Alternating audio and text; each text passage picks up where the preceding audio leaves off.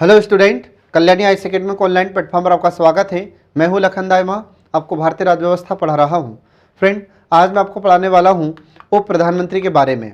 तो फ्रेंड, उप प्रधानमंत्री के बारे में हम आपको बताएंगे कि हमारे भारत में प्रथम उप प्रधानमंत्री कौन थे और कब कब कौन कौन उप प्रधानमंत्री रहे हैं और किस प्रधानमंत्री के शासनकाल में उप प्रधानमंत्री बनाए गए हैं, ये आज अब आपको हम पढ़ाएंगे। तो चलिए शुरू करते हैं उप प्रधानमंत्री के बारे में। तो जो उप प्रधानमंत्री होते हैं ये हमारे भारतीय संविधान में इनका कोई प्रावधान नहीं है, ये आपको ध्यान रखना होगा फ्रेंड। तो जो प्रधानमंत्री होते हैं ये कोई संवैधानिक पद नहीं होता। इसका मतलब ये हुआ कि इसका हमारे भारतीय संविधान में कोई प्रावधान नहीं है। तो जब भारतीय संविधान में कोई प्रावधान नहीं है तो इसका तात्पर्य ये हुआ कि यह पद संवैधानिक नहीं होता और न ही संविधान में इसके बारे में कोई उल्लेख किया गया है या प्रावधान किया गया है। ठीक है, परंतु क्या हुआ है कि ऐतिहासिक रूप से अनेक समय समय पर सरकारों के द्वारा जो भी वरिष्ठ मंत्री होता था उसे उप प्रधानमंत्री बनाया गया है। जैसे उदाहरण के लिए हम बात करें तो हमारे भारत के जो प्रथम प्रधानमंत्री बने थे पंडित जवाहरलाल नेहरू, तो उस समय जो वरिष्ठ मंत्री थे सरदार वल्लभ भाई पटेल, तो सरदार वल्लभ भाई पटेल को उस समय उप प्रधानमंत्री बनाया गया था और सरदार वल्लभ भाई पटेल को ही गृह मंत्रालय उस समय दिया गया था। इसके बाद में इस पद को भरने के लिए कोई संवैधानिक प्रावधान भी नहीं है और न ही कोई संवैधानिक अनिवार्यता है और न ही किसी प्रकार की विशेष शक्तियां इन्हें प्रदान की गई है। इसके बाद फिर अगला आता है कि जो गृह मंत्री होते हैं, वित्त मंत्री होते हैं, रक्षा मंत्री होते हैं, तो इस प्रकार के जो वरिष्ठ कैबिनेट मंत्री होते हैं इनको इस पद पर पदस्थ किया जाता है।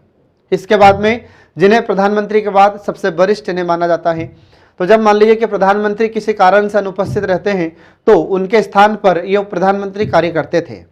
ठीक है फ्रेंड, अब इसके बाद फिर अगला इसमें आ जाता है कि ये जो प्रधानमंत्री का पद होता है तो इस पद का उपयोग गठबंधन सरकारों में मजबूती लाने के लिए किया जाता रहा है। इसका मतलब ये हुआ कि जिस पार्टी के साथ कोई भी सत्ताधारी दल अगर गठबंधन करता है तो जो सत्ताधारी दल होगा वह जिस पार्टी के साथ गठबंधन कर रहा है तो जिस पार्टी के साथ गठबंधन किया है उस पार्टी का जो प्रमुख नेता होगा तो उसे उप प्रधानमंत्री बना दिया जाता था, जिससे क्या होगा कि सरकार मजबूत बनी रहे। इसके बाद फिर अगला इसमें आ जाता है कि पंडित जवाहरलाल नेहरू के शासनकाल में हमारे भारत में पहली बार जो उप प्रधानमंत्री बनाए गए थे ये सरदार वल्लभ भाई पटेल को बनाया गया था। ये आपको ध्यान रखना होगा फ्रेंड। सरदार वल्लभ भाई पटेल उस समय बहुत ही प्रसिद्ध नेता हुआ करते थे और इन्हें लौह पुरुष कहा जाता है, भारत का बिस्मार्क इन्हें कहा जाता है।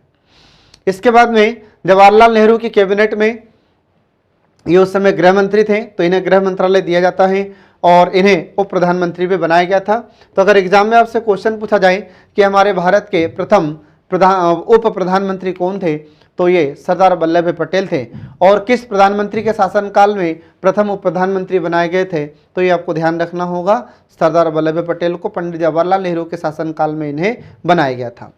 इसके बाद फिर आगे इसमें देखिए कि जो प्रधानमंत्री होते हैं तो प्रधानमंत्री मान लीजिए किसी कारण से अनुपस्थित हैं, तो अगर प्रधानमंत्री अनुपस्थित हैं तो उप प्रधानमंत्री संसद या जो अन्य स्थान होते हैं तो अन्य स्थानों पर प्रधानमंत्री के स्थान पर सरकार का प्रतिनिधित्व उप प्रधानमंत्री करता है और कैबिनेट की बैठकों की अध्यक्षता करता है।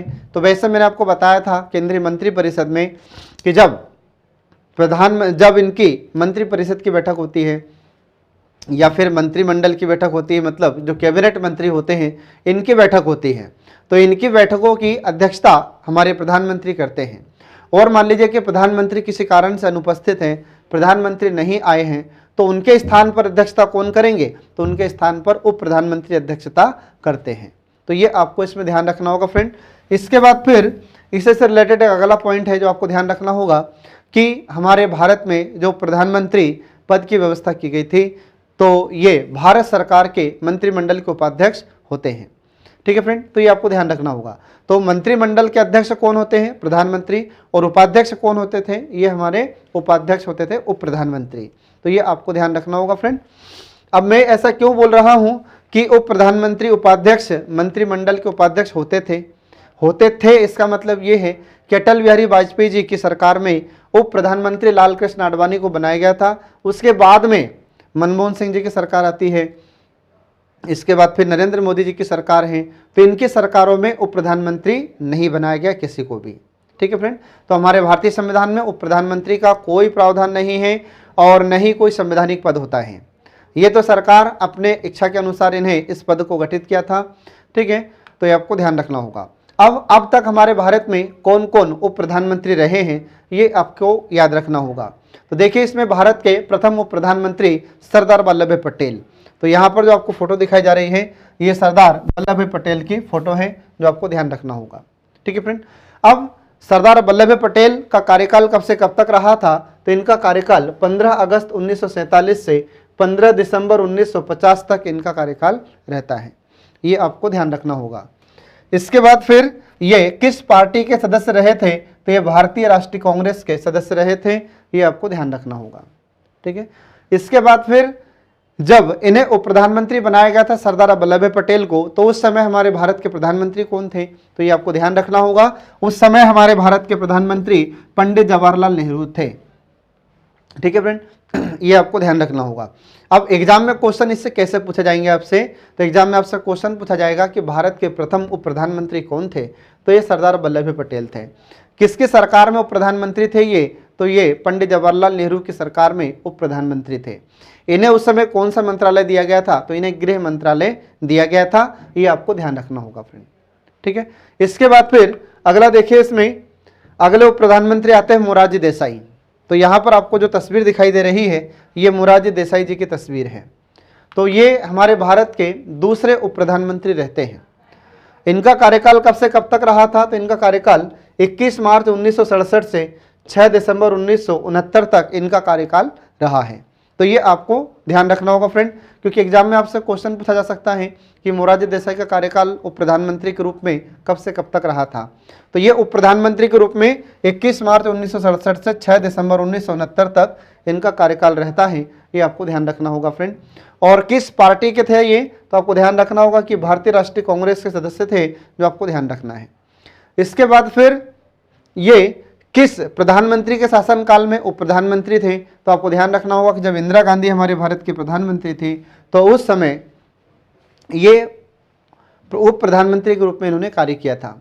तो जब हमारे भारत के प्रधानमंत्री इंदिरा गांधी जी थी तो उसी समय ये हमारे भारत के उप प्रधानमंत्री बनाए जाते हैं मोरारजी देसाई। और जो मोरारजी देसाई थे ये प्रथम प्रशासनिक सुधार आयोग के अध्यक्ष रहे थे फ्रेंड, ये आपको ध्यान रखना होगा। एग्जाम में आपसे क्वेश्चन पूछा जाता है कि जो प्रथम प्रशासनिक सुधार आयोग 1966 में 1966 में गठित हुआ था तो उसके अध्यक्ष कौन थे? तो ये मोरारजी देसाई थे। और ये कहाँ के थे? तो आपको याद रखना होगा कि ये गुजरात के रहने वाले थे फ्रेंड, याद रखिएगा। ठीक है। तो गुजरात के जो प्रथम प्रधानमंत्री बने थे हमारे भारत के, ये मोरारजी देसाई थे। और उसके बाद फिर दूसरे बने हैं नरेंद्र मोदी जी, ये आपको ध्यान रखना होगा। अब इसके बाद फिर अगले उप प्रधानमंत्री आ जाते हैं। तो यहाँ पर आपको जो तस्वीर दिखाई जा रही है ये कौन है? तो चौधरी चरण सिंह जी की तस्वीर है ये। ठीक है। तो चौधरी चरण सिंह जी ये हमारे भारत के तीसरे उप प्रधानमंत्री रहते हैं। और इनका कार्यकाल कब से कब तक रहा था? तो इनका कार्यकाल 28 जुलाई 1979 से लेकर 9 अक्टूबर 1979 तक इनका कार्यकाल रहता है। और ये किस पार्टी के थे उस समय?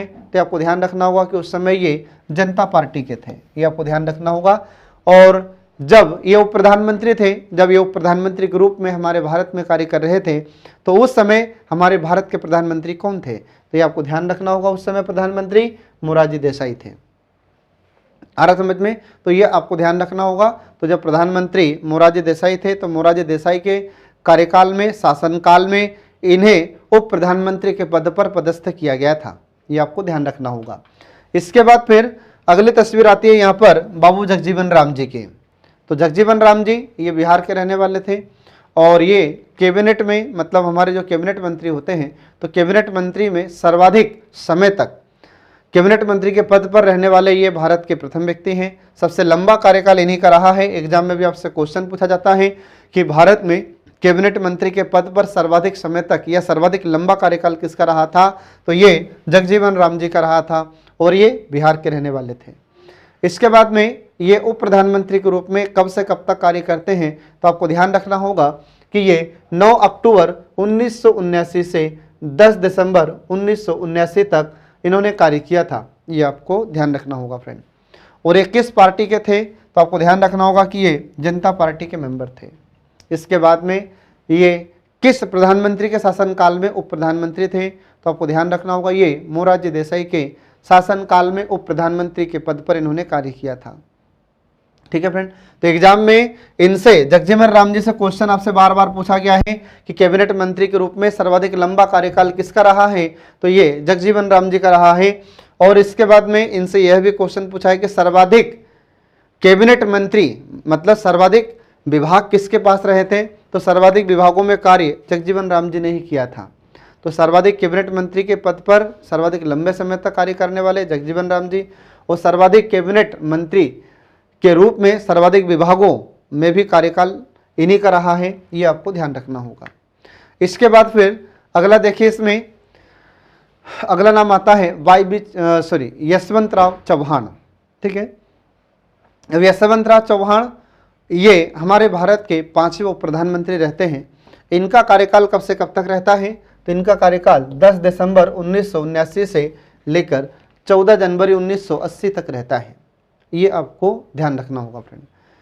ये किस पार्टी के मेंबर थे? तो आपको ध्यान रखना होगा ये जनता पार्टी के मेंबर थे। और किस प्रधानमंत्री के शासनकाल में इन्हें उप प्रधानमंत्री बनाया गया था? तो ये आपको ध्यान रखना होगा चौधरी चरण सिंह जब प्रधानमंत्री थे तो उनके शासनकाल में इन्हें उप प्रधानमंत्री बनाया गया था यशवंतराव चौहान को। तो ये आपको ध्यान रखना होगा फ्रेंड। तो एग्जाम में क्वेश्चन कैसे पूछा जाएगा?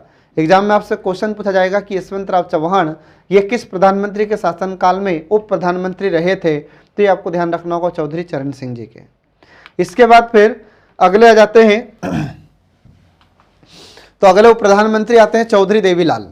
ठीक है, अब जो चौधरी देवीलाल जी थे तो इनका कार्यकाल कब से कब तक रहा है? तो इनका कार्यकाल 19 अक्टूबर से 1989 से लेकर 21 जून 1991 तक रहा था। तो 19 अक्टूबर 1989 से इनका कार्यकाल शुरू हुआ, जो कि 21 जून 1991 तक इनका कार्यकाल रहा था। ठीक है, और ये किस पार्टी के मेंबर थे? तो आपको ध्यान रखना होगा ये जनता पार्टी के मेंबर थे। इसके बाद में ये किस प्रधानमंत्री के शासनकाल में उप प्रधानमंत्री के पद पर इन्होंने कार्य किया था? तो आपको ध्यान रखना होगा कि ये 2 प्रधानमंत्री के शासनकाल में इन्होंने उप प्रधानमंत्री के पद पर कार्य किया था। तो 2 प्रधानमंत्री कौन कौन थे? तो उसमें पहला नाम आता है, आपको ध्यान रखना होगा कि बीपी सिंह। बीपी सिंह का फुल फॉर्म होता है विश्वनाथ प्रताप सिंह, और दूसरा नाम आता है चंद्रशेखर जी का। तो ये 2 प्रधानमंत्री थे जिनके शासनकाल में इन्होंने उप प्रधानमंत्री के पद पर कार्य किया था। तो एग्जाम में आपसे क्वेश्चन पूछा जा सकता है कि वे कौन से उप प्रधानमंत्री थे जिन्होंने बीपी सिंह और चंद्रशेखर जी के समय में उप प्रधानमंत्री के रूप में कार्य किया था? तो ये थे चौधरी देवीलाल जी। ये आपको ध्यान रखना होगा फ्रेंड। ठीक है, तो यहाँ पर ये जो फोटो दिख रही है आपको, ये थे चौधरी देवीलाल। ठीक है, अब इसके बाद में अगला आ जाता है उप प्रधानमंत्री हमारे लाल कृष्ण आडवाणी जी। तो यहाँ पर आप जो ये तस्वीर देख रहे हैं ये लाल कृष्ण आडवाणी जी की है। अब जो लाल कृष्ण आडवाणी जी थे ये उप प्रधानमंत्री के रूप में कब से कब तक कार्य करते हैं और किस प्रधानमंत्री के शासनकाल में इन्होंने कार्य किया था? तो जो लाल कृष्ण आडवाणी जी थे इन्होंने 29 जून 2002 से 20 मई 2004 तक इन्होंने उप प्रधानमंत्री के पद पर कार्य किया था। और किस पार्टी के थे ये? तो भारतीय जनता पार्टी के मेंबर रहे हैं। और इन्होंने किस प्रधानमंत्री के शासनकाल में उप प्रधानमंत्री के पद पर कार्य किया था? तो ये आपको ध्यान रखना होगा अटल बिहारी वाजपेयी जी के समय में इन्होंने उप प्रधानमंत्री के पद पर कार्य किया था। ये आपको ध्यान रखना होगा फ्रेंड। एग्जाम में आपसे क्वेश्चन पूछा जा सकता है कि बताइए जब अटल बिहारी वाजपेयी जी प्रधानमंत्री थे तो उस समय उप प्रधानमंत्री किसे बनाया गया था? तो ये लाल कृष्ण आडवाणी जी को बनाया गया था। ये आपको ध्यान रखना होगा फ्रेंड। ठीक है, तो इस प्रकार से हम देखते हैं कि यहाँ पर उप प्रधानमंत्री का टॉपिक समाप्त हो जाता है। अब एग्जाम में इससे क्वेश्चन कैसे पूछे गए हैं और कैसे पूछे जाने की संभावनाएं हैं तो मैं आपको बताता हूँ। इसमें आपसे क्वेश्चन पूछा जा सकता है कि भारत के प्रथम उप प्रधानमंत्री कौन थे? ये आपको ध्यान रखना होगा। दूसरा क्वेश्चन पूछा जाएगा कि जो उप प्रधानमंत्री थे ये किस प्रधानमंत्री के शासनकाल में उप प्रधानमंत्री पद पर रहे हैं? जैसे एग्जाम्पल के लिए कि यहाँ पर अंतिम जो प्रधानमंत्री हैं तो अंतिम उप प्रधानमंत्री लाल कृष्ण आडवाणी जी रहे हैं। ये अटल बिहारी वाजपेयी जी के समय रहे थे।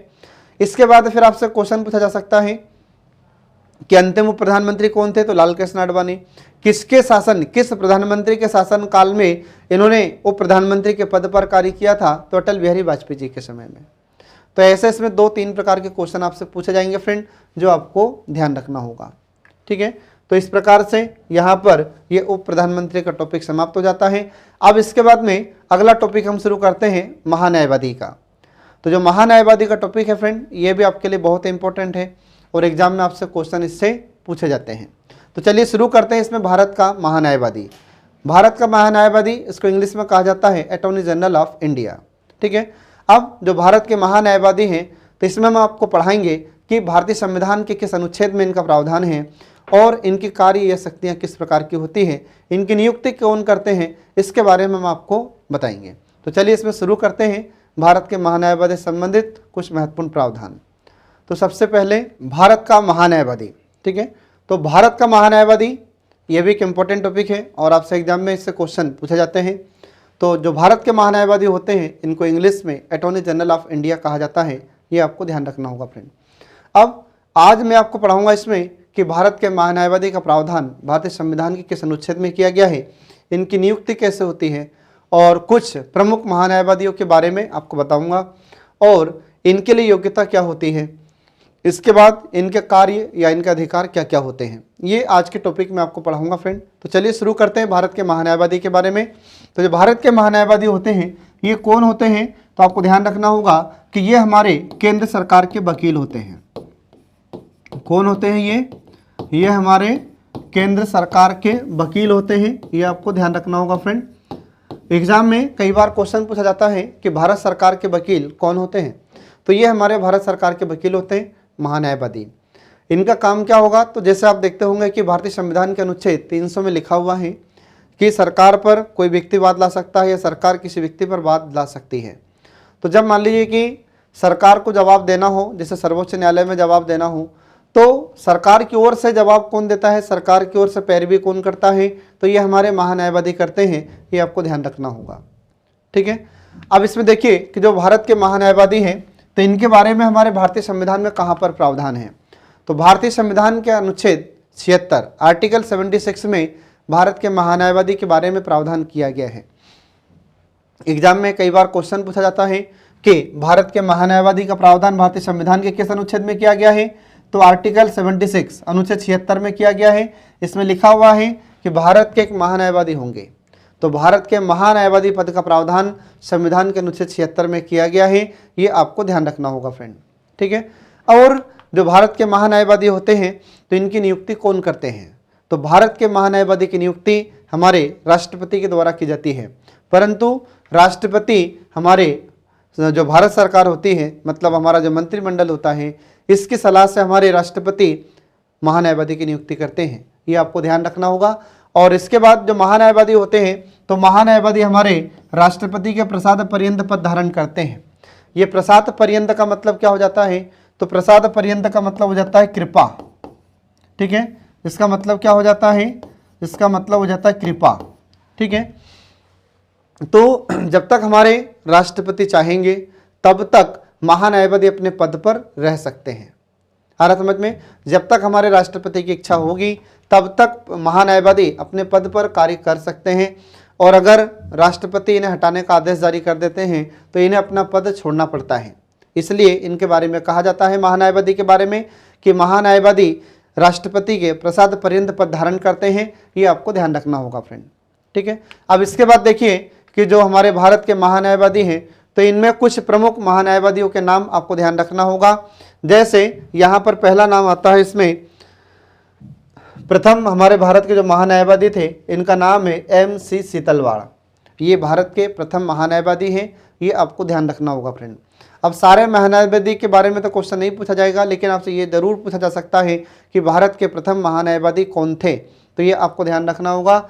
MC सीतलवाड़ ये हमारे भारत के प्रथम महान्यायवादी थे और सबसे लंबा कार्यकाल भी इन्हीं का रहा था फ्रेंड।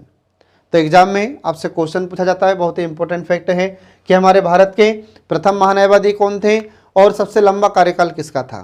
तो सब प्रथम महान्यायवादी भारत के MC सीतलवाड़ थे और सबसे लंबा कार्यकाल इन्हीं का रहा है। तो कब से कब तक, तो 28 जनवरी 1950 से 1 मार्च 1963 तक इनका कार्यकाल रहा है। तो अब तक के जितने भी महान्यायवादी रहे हैं, उन सभी में सबसे लंबा कार्यकाल इन्हीं MC सीतलवाड़ का रहा है। तो ये आपको ध्यान रखना होगा फ्रेंड।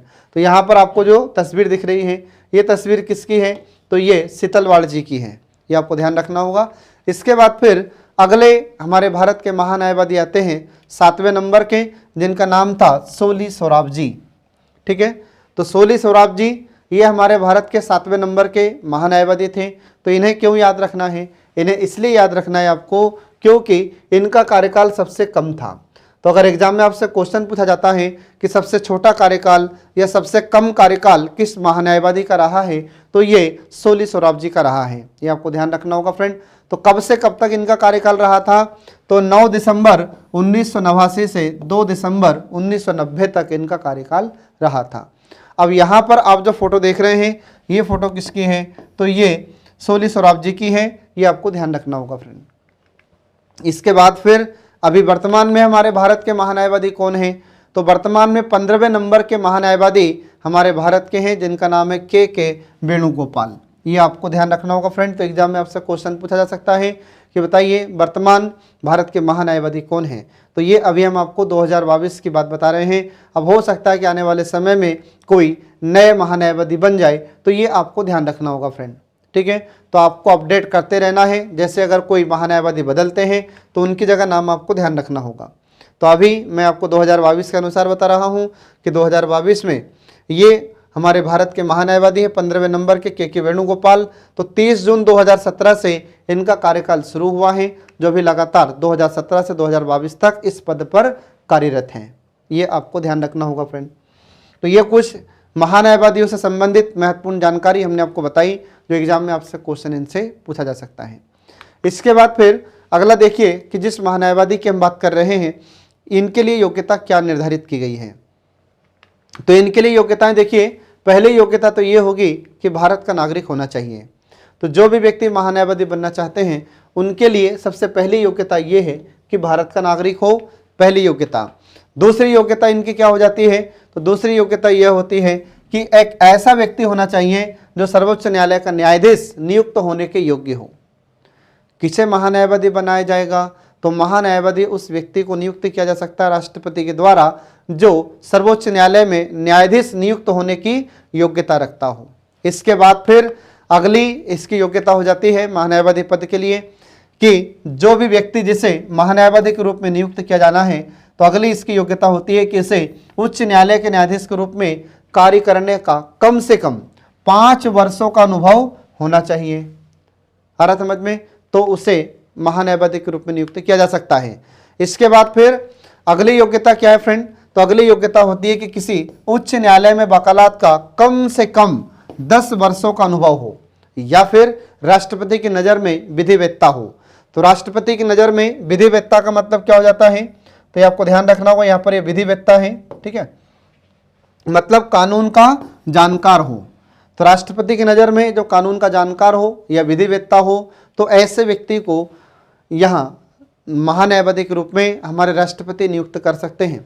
तो राष्ट्रपति अनुच्छेद 76 के तहत महान्यायवादी की नियुक्ति करते हैं फ्रेंड, ये आपको ध्यान रखना होगा। तो ये सभी योग्यताएं हैं किस पद के लिए? तो ये सब महान्यायवादी पद के लिए योग्यताएं हैं जो आपको ध्यान रखना होगा फ्रेंड। ठीक है, अब इसके बाद में आगे देखिए, इसमें अगला जाता है कि इनकी शक्तियां क्या हैं या इनके कार्य क्या हैं। देखिए इसमें जो भारत के महान्यायवादी होते हैं इनकी कुछ शक्तियां या कार्य। तो इनकी पहली शक्तियां या कार्य हो जाती है कि ये देश के सर्वोच्च कानूनी अधिकारी होते हैं। तो एग्जाम में आपसे क्वेश्चन भी पूछा जाता है कि भारत में या हमारे भारत देश के सर्वोच्च कानूनी अधिकारी कौन हैं, भारत के सबसे बड़े विधिक अधिकारी कौन होते हैं? तो ये महान्यायवादी होते हैं। ये सर्वोच्च न्यायालय के न्यायाधीश के समान योग्यता रखते हैं, ये आपको ध्यान रखना होगा फ्रेंड, क्योंकि एग्जाम में आपसे क्वेश्चन पूछा जा सकता है कि वह कौन से विधिक अधिकारी हैं जो हमारे उच्चतम न्यायालय के न्यायाधीश के समान योग्यता रखते हैं। तो ये भारत के महान्यायवादी हैं। इसके बाद फिर अगला जाता है कि ये भारत सरकार को विधि मामले में ऐसे विषयों पर सलाह देते हैं जो राष्ट्रपति द्वारा सौंपे जाते हैं। आ रहा समझ में? इसका मतलब ये हुआ कि हमारी भारत सरकार को ये कानून के मामले में, विधि के मामले में ये सलाह देते हैं, और अगर राष्ट्रपति ऐसा कोई कार्य इन्हें सौंपते हैं तो।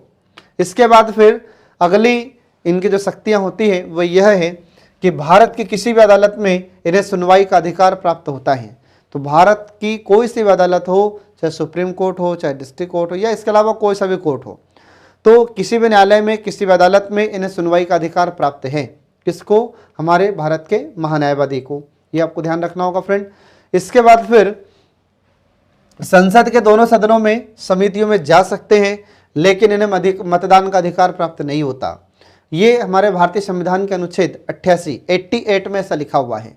ये आपको ध्यान रखना होगा कि हमारे भारत के जो महान्यायवादी हैं इन्हें अनुच्छेद 88 आर्टिकल 88 के तहत इन्हें अधिकार प्राप्त है कि हमारे महान्यायवादी संसद की कार्यवाही में भाग ले सकते हैं।